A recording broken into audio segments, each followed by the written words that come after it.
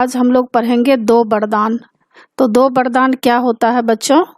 दो वरदान मैं संक्षेप में बताने जा रही हूँ कि जब राम बड़े हो गए हैं तो उनके पिताजी राजा दशरथ चाह रहे हैं कि अब जो है राजा राम को बनाया जाए, क्योंकि राजा दशरथ जी बूढ़े हो चुके हैं और राम को राजा बनाने की तैयारी हो गई है। चारों तरफ ढोल नगाड़े बज रहे हैं, पूरे जो है अयोध्या में खुशियों की लहर छा गई है। लेकिन उसी समय जो है एक दासी है, नौकरानी जिसको बोलते हैं मंथरा, वह क्या करती है, कैकेयी को जाकर कह देती है कि देखो राम राजा बन रहा है और भरत जो है, भरत और शत्रुघ्न तो उस समय ननिहाल में था। तो मंथरा उसको यह बोल रही है कि देखो भरत नहीं है यहाँ और राम को राजा बनाया जा रहा है। तो इसमें कोई चाल नजर आ रहा है।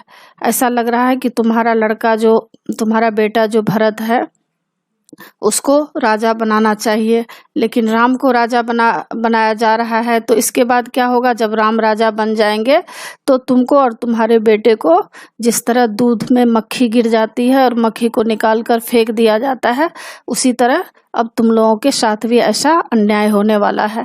तो पहले तो क्या कैकेयी मानती नहीं है, कैकेयी बहुत प्यार करती है राम को। वो तो बहुत खुश हो जाती है, यहाँ तक कि अपने गले का जो सोने का हार था वह भी इस खुशी में मंथरा को देना चाह रही है। लेकिन मंथरा उसको एक पर एक ऐसा चाल भरी बातें कहती जा रही है, जिससे क्या होता है, कैकेयी अचानक उस जाल में फंस जाती है और कैकेयी काफी गुस्सा की अवस्था में आ जाती है और दो वरदान राजा दशरथ से मांगती है कि दो वरदान आप हमको दिए थे, वह दो वरदान दीजिए।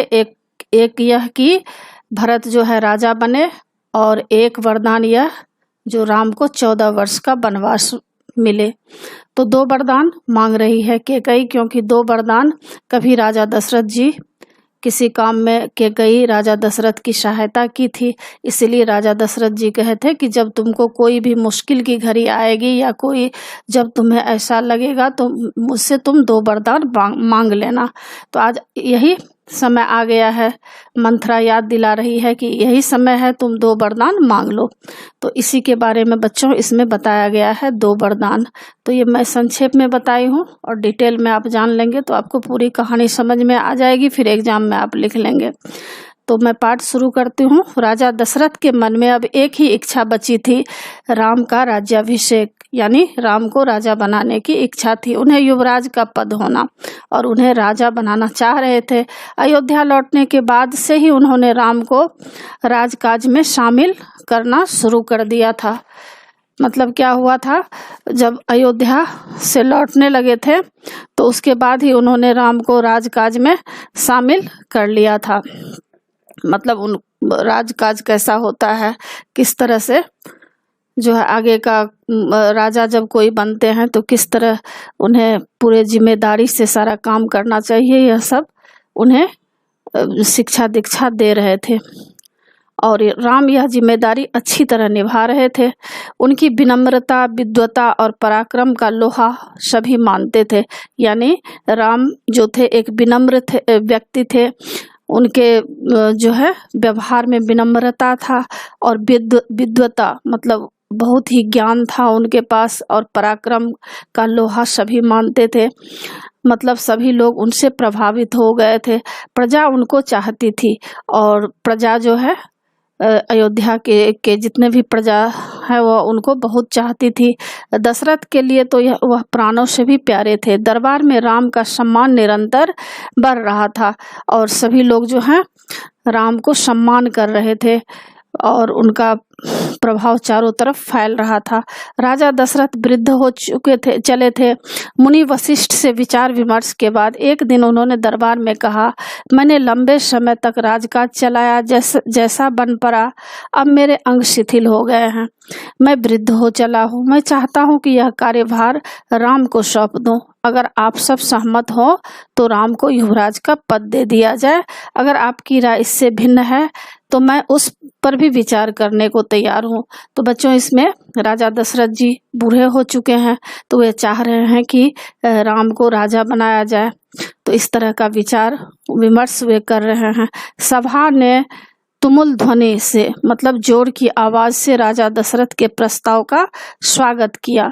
क्या हुआ, सभा में जितने भी लोग बैठे हुए थे वे जब जाने कि राम को राजा बनाया जा रहा है तो सारे लोग बहुत ही खुश हो गए। चारों तरफ खुशियों की लहर छा गई और सभी लोग तुमुल ध्वनि मतलब जोर की आवाज वहां पर की, जय जयकार होने लगी। दशरथ थोड़ी देर तक सुनते रहे संतोष के साथ। उन्होंने कहा, शुभ काम में देरी नहीं होनी चाहिए। मेरी इच्छा है कि राम का राज्याभिषेक कल सुबह कर दिया जाए। यह समाचार पलक झपकते पूरे नगर में फैल गया। हर जगह बस यही चर्चा थी। राज्याभिषेक की तैयारियां शुरू हो गई थी। भरत और शत्रुघ्न उस समय अयोध्या में नहीं थे। जैसा कि मैं आपको बताई थी कि भरत और शत्रुघ्न उस समय ननिहाल चले गए थे। वो अपने नाना केकय राज के यहाँ गए हुए थे। भरत जब भी अयोध्या लौटने की बात करते, नाना उन्हें रोक लेते थे। जैसा कि आप लोग जानते होंगे बच्चों की नाना नानी के घर जब कोई बच्चे जाते हैं तो वहाँ नाना नानी बहुत खुश हो जाते हैं, चाहते नहीं है कि जल्दी बच्चे यहाँ से जाएं। वो लोग चाहते हैं कि कुछ दिन रुक जाए। इसी तरह उनके भी नाना नानी उन्हें रोक रहे थे। भरत को अयोध्या की घटनाओं की सूचना नहीं थी।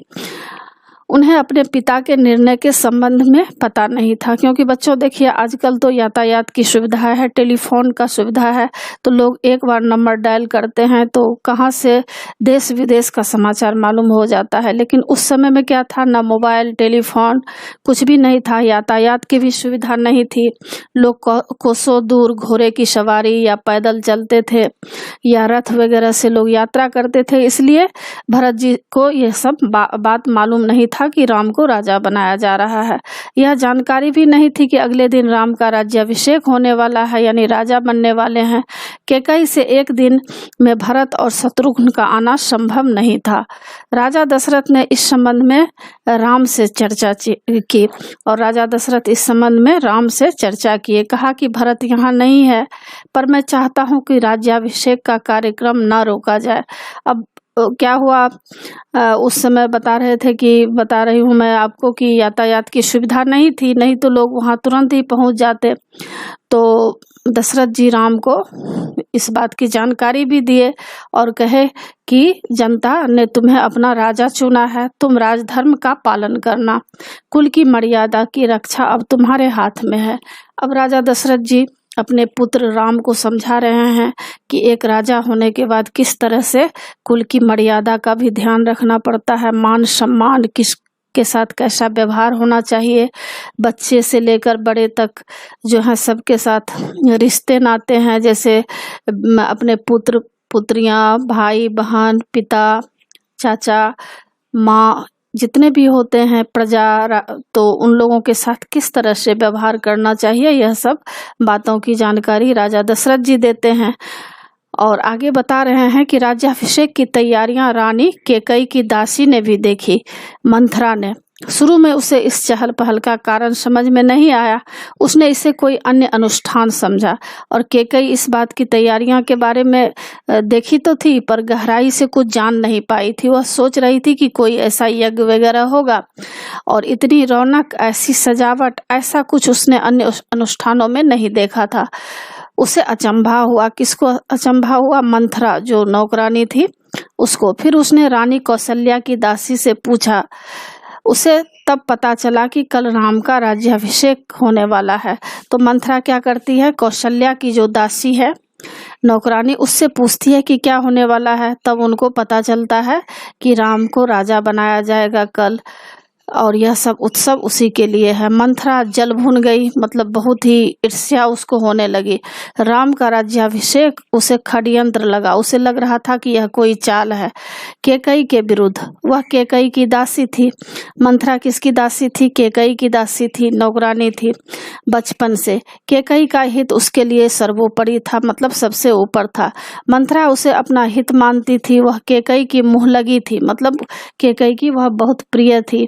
रानी कैकेयी भी उसे बहुत मानती थी। क्रोध से आग बबूला मंथरा रनिवास की ओर भागी, और जब बहुत अधिक क्रोध आ गया मंथरा को यह सब देखकर कि राम को राजा बनाया जा रहा है तो रनिवास भाग गई है। वह रनिवास वह स्थान होता है जहाँ रानियां लोग रहती है। तो सीधे केकई के कक्ष में वह हाँफ रही थी। वह दौड़ती हुई गई है, क्रोध से चेहरा लाल था, भागने के कारण सांस उखड़ रही थी। उसने रानी केकई को सोते हुए देखा। किसी तरह स्वयं को संभालते हुए मंथरा ने कहा, अरे मेरी मूर्ख रानी, उठ, तेरे ऊपर भयानक विपदा आने वाली है। यह समय सोने का नहीं है, होश में आओ, विपत्ति का पहाड़ टूटे इससे पहले जाग जाओ। रानी केकई नींद से चौंक कर उठी। उन्हें मंथरा की बात समझ में नहीं आई। बात क्या है, तुम इतना घबरा क्यों रही हो? सब कुशल तो है ना? उसने पूछा। और इस पैराग्राफ में यह बताया जा रहा है कि मंथरा दौड़ते हुए आती है केकई के पास और यह सब खबर देती है कि अरे मूर्ख, कहती है कि तुम अभी सोने का समय नहीं है, तुम्हारे ऊपर विपदा आ गई है। और केकई घबराने का कारण पूछती है कि तुम बताओ कि क्या बात है कि इतना तुम घबराई हुई क्यों हो? तो कैसा कुशल, कैसा मंगल, सब अमंगल होने वाला है। तुम्हारे सुखों का अंत। महाराज दशरथ ने कल राम का राज्याभिषेक करने का निर्णय लिया है। अब राम युवराज होंगे। अब मंथरा जो है चाल चलना शुरू कर दी है। अब केकई को भड़का रही है कि तुम कुशल क्या पूछ रही हो, क्या मंगल पूछ रही हो? अरे अमंगल होने वाला है। अब जो तुम्हारा सुख का दिन था ना, अब सब सुख का दिन तुम्हारा दुख में बदल जाएगा, क्योंकि कल जो है महाराज दशरथ जी कल राम को राज्याभिषेक करने का निर्णय लिया है, यानी राम को राजा बनाने के लिए निर्णय लिए हैं। यह तो बहुत शुभ समाचार है। केकई बड़ी प्रसन्नता से अपने गले का हार उतारकर मंथरा को दे देती है। मैं बहुत प्रसन्न हूँ, राम युवराज पद के लिए हर तरह से योग्य है। अब देखिए इस पैराग्राफ में दिया गया है कि कितना खुश है मंथरा। ये केकई बहुत ही खुश है, क्योंकि केकई के मन में कभी भी कुटिल भावना नहीं थी। केकई जो है राम को अपने पुत्र के जैसा ही प्यार करती थी। राम, लक्ष्मण, भरत, शत्रुघ्न में कोई भी भेदभाव नहीं रखती थी। लेकिन आज जो है मंथरा उसको किस तरह से जो है गलत उसके मन में विचार डाल रही है, उसको जो है किस तरह से उसे तरह तरह के बातों से उसके मन को मैला कर रही है।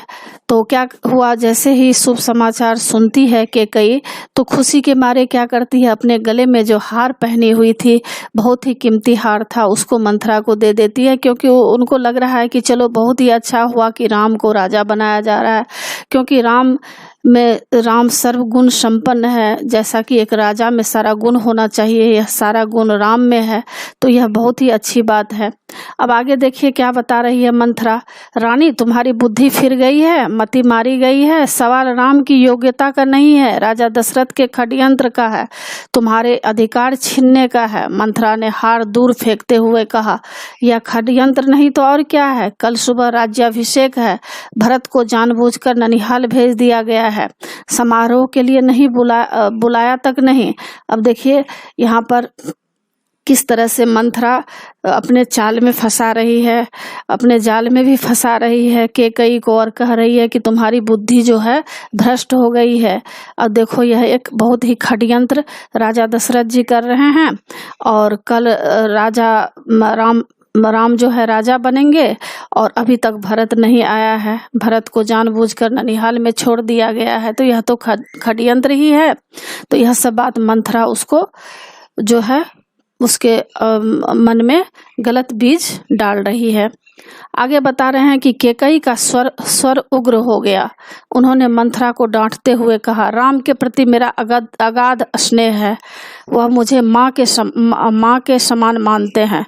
तुझे इसमें षड्यंत्र दिखाई देता है? इसमें षड्यंत्र नहीं है, राम के बाद भरत ही राजा बनेंगे, राज सर्वदा ज्येष्ठ पुत्र को ही मिलता है। अब देखिए केकई बहुत ही जो है अंदर से दिल उसका बहुत ही स्वच्छ है, निर्मल है। वह बोल रही है कि अरे तुम इतना गलत क्यों बोल रही हो, और बहुत डांटते हुए वह बोल रही है कि राम के प्रति मैं राम को बहुत प्यार करती हूँ, और राम जो है मुझे माँ से भी अधिक प्यार करते हैं। और इसमें षड्यंत्र क्या दिखाई देता है? यह कोई भी षड्यंत्र नहीं है, क्योंकि राम के बाद जो है भरत राजा बनेंगे, और राजा जो बनते हैं वह शुरू से ही ज्येष्ठ पुत्र, मतलब जो सबसे घर में बड़े पुत्र होते हैं वही राजा बनते हैं। तो इसमें गलती किस बात की है? मंथरा पर इस फटकार का कोई प्रभाव नहीं हुआ, उसके लिए यह दशरथ का षड्यंत्र था। वह रानी कैकेयी के पलंग पर बैठ गई, उसके बहुत निकट कैकेयी के चेहरे की ओर देखते हुए उसने कहा, तुम बहुत भोली हो, नादान हो, तुम्हें आसन्न संकट नहीं दिखता? वह कह रही है, मंथरा अब सोच रही है कि किस तरह से कैकेयी को जो है मति भ्रष्ट करें। तो अनेक तरह से बातें बोल रही है कि देखो किस तरह से राजा दशरथ यह षड्यंत्र चल रहे हैं, तुम भोली हो, तुम समझती नहीं हो, तुम्हें आसन्न संकट, मतलब जो निकट संकट आ रहा है, विपत्ति आ रहा है, इतना बड़ा विपत्ति तुम्हारे सामने है, लेकिन तुम्हें इस बात की थोड़ी भी चिंता नहीं है। दुख की जगह प्रसन्नता होती है, इस बुद्धि पर किसी को भी तरस आएगा। समझो रानी, राम राजा बने तो तुम कौशल्या की दासी बन जाओगी। अब वो बोल रही है कि अगर राम राजा बन जाएंगे तो क्या होगा, तुम कौशल्या की नौकरानी बन जाओगी। भरत राम के दास हो जाएंगे, मतलब नौकर हो जाएंगे, वह राजा नहीं बनेंगे। राम के बाद अगला राजा राम का पुत्र होगा। अनर्थ को अर्थ समझने की मूर्खता मत करो रानी। राम को राज मिला तो वे भरत को देश निकाला दे देंगे। और यहाँ पर वह कह रही है कि अगर राम जो है राजा बन जाएंगे तो क्या करेंगे, भरत को देश से निकाल देंगे, वे भरत को दंड देंगे। इस तिरस्कार से भरत की रक्षा करो रानी, कोई ऐसा उपाय करो कि राजगद्दी भरत को मिले और राम को जंगल भेज दिया जाए। अब मंथरा देखिए किस तरह से जाल फेंक रही है, किस तरह से कैकेयी के बुद्धि को भ्रष्ट कर रही है, गलत दिशा की ओर ले जा रही है। तो कैकेयी पर मंथरा की बातों का असर होने लगा। अब क्या हुआ, बहुत अधिक बात बोल देने के बाद धीरे धीरे क्या हुआ, कैकेयी के ऊपर असर होते जा रहा है बातों का, और उसका सिर चकरा गया। वह पलंग से उठी तो पांव सीधे नहीं पड़े, आंखों में आंसू थे, मन भारी हो गया। प्रसन्नता की जगह अव्यक्त क्रोध ने ले ली। मंथरा के तर्कों में उन्हें सच्चाई दिखने लगी। तुम ही बताओ मैं क्या करूं, कैकेयी ने आंसू पोंछते हुए मंथरा से कहा। अब क्या होता है, कोई भी व्यक्ति हो, अगर गलत उसके मन में बीज बो दिया जाए तो क्या होता है, मन दूषित हो जाता है। तो इस तरह से कैकेयी का मन जो है दूषित हो गया है, और पूछ रही है मंथरा से कि तुम ही अब मुझे रास्ता दिखाओ कि मैं क्या करूं। मंथरा पलंग से उठी, कैकेयी के पास जाकर खड़ी हो गई। उसने कहा, याद करो रानी, महाराज दशरथ ने तुम्हें 2 वरदान दिए थे। तो यही 2 वरदान है बच्चों, राजा दशरथ कभी 2 वरदान दिए थे। तो अभी मंथरा ही उसको याद दिला रही है। कैकेयी को इतना भी याद नहीं है कि मुझे 2 वरदान कभी राजा दशरथ जी दिए थे। अभी मंथरा ही उसे याद दिला रही है कि तुम्हारे पति दशरथ ने तुम्हें 2 वरदान दिए थे। दशरथ से अपना वचन पूरा करने को कहो। एक से भरत के लिए राजगद्दी मांग लो, दूसरे से राम को 14 वर्ष का वनवास। अब इस तरह की बात मंथरा बता रही है, उसके मन में डाल रही है, कुविचार डाल रही है कि तुम क्या करो, अपना बेटा भरत के लिए राजगद्दी मांग लो, यानी उसको राजा बनाओ, और जो राम है वह 14 वर्ष के लिए वनवास चला जाए। कैकेयी का चेहरा तमतमाया हुआ था, मतलब गुस्से से लाल होना, तमतमाया माना गुस्से से लाल था। उन्हें मंथरा की बात ठीक लगी। उनके मन में एक प्रश्न अब भी था, यह बात दशरथ से कैसे कहें, उन्हें रनिवास बुलाएं या प्रतीक्षा करें। अब वह सोच रही थी कि दशरथ से यह सब बात कैसे करें। रनिवास मतलब रानियों का जो रहने का स्थान है, वहां बुलाएं या प्रतीक्षा करें। मंथरा ने कैकेयी के मन की बात भांप ली, मतलब अनुमान लगा ली। उन्होंने कहा, तुम मैले कपड़े पहनकर कोप भवन चली जाओ। कोप भवन एक रूम होता है, जो अंधेरा रूम होता है, उसमें चली जाओ। महाराज दशरथ आए तो उनकी ओर मत देखो, बात मत करो। तुम उनकी प्रिय रानी हो, तुम्हारा दुख देखा नहीं जाएगा, देख नहीं पाएंगे। बस उसी समय तुम उन्हें पिछली बात याद दिलाना, दोनों वचन मांग लेना। तो इस तरह से मंथरा सारी बात जो है कैकेयी को समझा रही है कि इस तरह से तुम जाल फेंकना, इस तरह से जो है तुम कोप भवन में चले जाओ, वहां जा करके मैले कुचैले कपड़े पहन लो, और जब तुमको राजा दशरथ तुमसे पूछेंगे क्या हुआ तो तुम उसी समय बोल देना कि 2 वचन आप दिए थे, 2 वरदान, तो वो वरदान हमको दोनों वरदान दे दीजिए। मैं ऐसा ही करूंगी, महाराज का षड्यंत्र सफल नहीं होने दूंगी।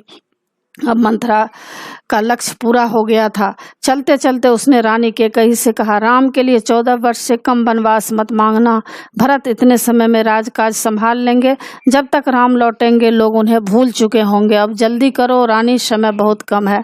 और मंथरा कह रही है कि अब समय बहुत कम है, और जो सब मैं सिखाई हूँ तुम्हें कि राम को 14 वर्ष वनवास भेजो, तो यह सब तुम बोल देना, और भरत को राजा बनाने की बात तुम बोलना। रानी कैकेयी को भवन में चली गई। मंथरा रनिवास से निकल गई। दिन भर की गहमा गहमी, मतलब दिन भर की यह गहमा गहमी के बाद क्या होता है, महाराज दशरथ को रानियों की याद आ गई। और दिन भर क्या चल रहा था, चारों तरफ जो है खुशी उत्साह का माहौल था। उसके बाद जो है अचानक से दशरथ जी को रानियों की याद आ गई। तुरंत रनिवास की ओर चल पड़े उन्होंने शुभ समाचार देने, और वो रनिवास की ओर चल पड़ते हैं। किसने राम जो राजा बनेंगे इसका शुभ समाचार दे देते हैं। सबसे पहले वो कैकेयी के कक्ष की ओर मुड़े। कैकेयी वहां नहीं थी। प्रतिहारी से पूछा, मतलब दासी से पूछा, पता चला कि वे कोप भवन में है। दशरथ को चिंता हुई, कैकेयी कोप भवन में, परंतु क्यों? क्या इसलिए कि अब उन्हें अब तक सूचना नहीं मिली? मैं उसे अवश्य मना लूंगा, दशरथ ने सोचा। और दशरथ सोच रहे हैं कि कुछ अगर बात होगी तो मैं मना लूंगा, इसमें उनको ऐसा लग रहा था कोई साधारण बात होगी। दशरथ कोप भवन का दृश्य देखकर हैरान हो गए। उन्हें कुछ समझ में नहीं आया। कैकेयी जमीन पर लेटी हुई थी, बाल बिखरे हुए थे, गहने कक्ष में बिखरे हुए थे, कपड़े मैले थे। तुम्हें क्या दुख है? अब दशरथ पूछ रहे हैं कि तुम्हें क्या दुख है, क्या हुआ है तुम्हें, मुझे बताओ। और स्वस्थ हो क्या, तुम बीमार हो? राजवैद्य को बुलाऊं? कोई राजवैद्य मतलब जो डॉक्टर होते हैं, वैद्य होते हैं। आजकल तो डॉक्टर हैं, लेकिन पहले के समय में वैद्य होते थे जो कि दवाई वगैरह देते थे, जड़ी बूटी। तो बोले क्या मैं उनको बुलाऊं? दशरथ ने कई सवाल पूछे, कोई उत्तर नहीं मिला। कैकेयी रोती रही। तुम मेरी सबसे प्रिय रानी हो, मैं तुम्हें प्रसन्न देखना चाहता हूँ। तुम्हारी खुशी के लिए मैं कुछ भी कर सकता हूँ, कुछ भी। अब राजा दशरथ जी बहुत तरह से उन्हें समझा रहे हैं कि तुम मेरी सबसे प्रिय रानी हो, और तुम जो कहोगी मैं सब करने को तैयार हूँ। धरती आसमान एक कर सकता हूँ, मतलब बहुत तुम्हें मैं खुश कर सकता हूँ, प्रसन्न कर सकता हूँ। दशरथ ने कैकेयी को मनाने का बहुत प्रयास किया, उत्तर उन्हें फिर भी नहीं मिला। तभी भी जो है कैकेयी कुछ भी उत्तर नहीं देती है। दशरथ भी भूमि पर बैठ गए, विनती करते रहे। हाँ मैं बीमार हूँ, कैकेयी ने कहा।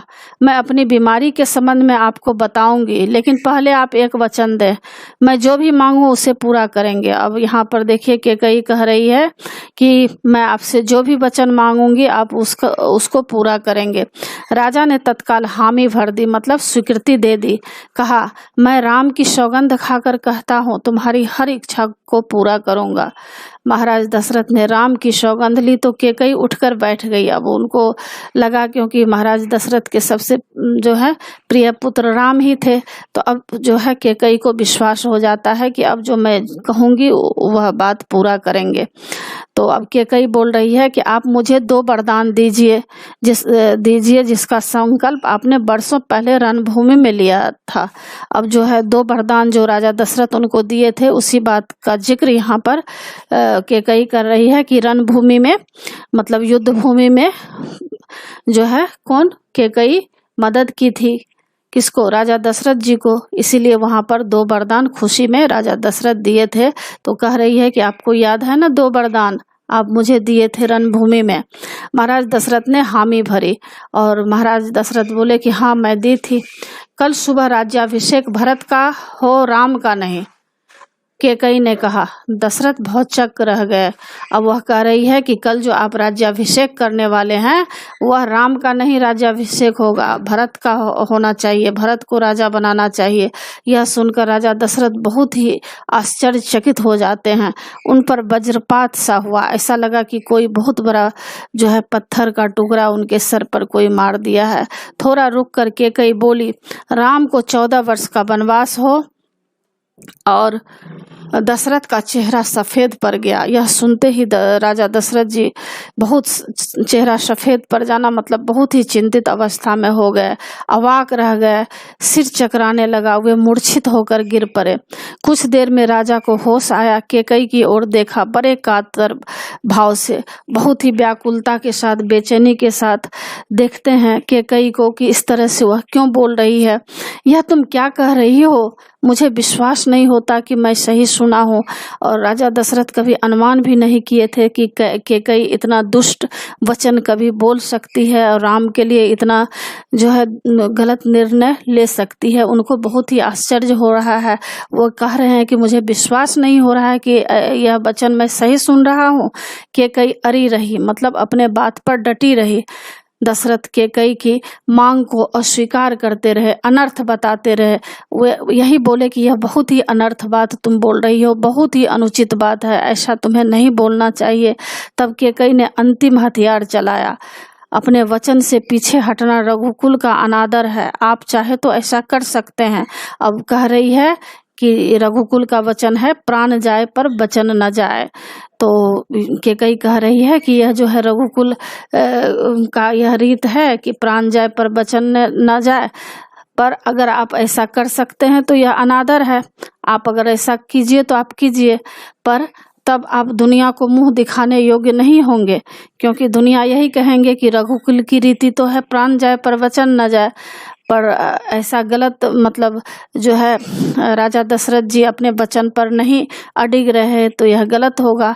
यही मेरी बात, आप वरदान नहीं देंगे तो मैं विष पीकर आत्महत्या कर लूँगी। अब कह रही है कैकेयी कि अगर आप वरदान नहीं देंगे, 2 वरदान आप बोले थे, तो अगर मेरे बेटा भरत को आप अगर राजा नहीं बनाएंगे और राम को अगर 14 वर्ष के लिए वनवास नहीं भेजेंगे तो मैं जहर पीकर मर जाऊंगी। यह कलंक आपके माथे पर होगा, मतलब बदनामी जो होगा आपके माथे पे लगेगा। राजा दशरथ यह सुन नहीं सके, दोबारा बेहोश हो गए। रात भर वे शुद्ध पड़े रहे, मतलब बहुत ही बेहोशी की अवस्था जैसे पड़े रहे। बीच बीच में होश आता, वह कैकेयी को समझाते, गिड़गिड़ाते, धमकाते, डराते, पर कैकेयी टस से मस नहीं हुई। मतलब अपने बात पर टस से मस नहीं होना, मतलब अपने बात पर अड़ी रही। सारी रात इसी तरह बीत गया। तो बच्चों, इसी के साथ पाठ की समाप्ति होती है। आप लोग समझ गए होंगे 2 वरदान क्या था। 2 वरदान कैकेयी को राजा दशरथ जी दिए थे। यही 2 वरदान राजा दशरथ जी से कैकेयी मांग रही है। पहला यह कि राम को 14 वर्ष का वनवास हो और भरत को राजा बनाया जाए। तो यही था 2 वरदान।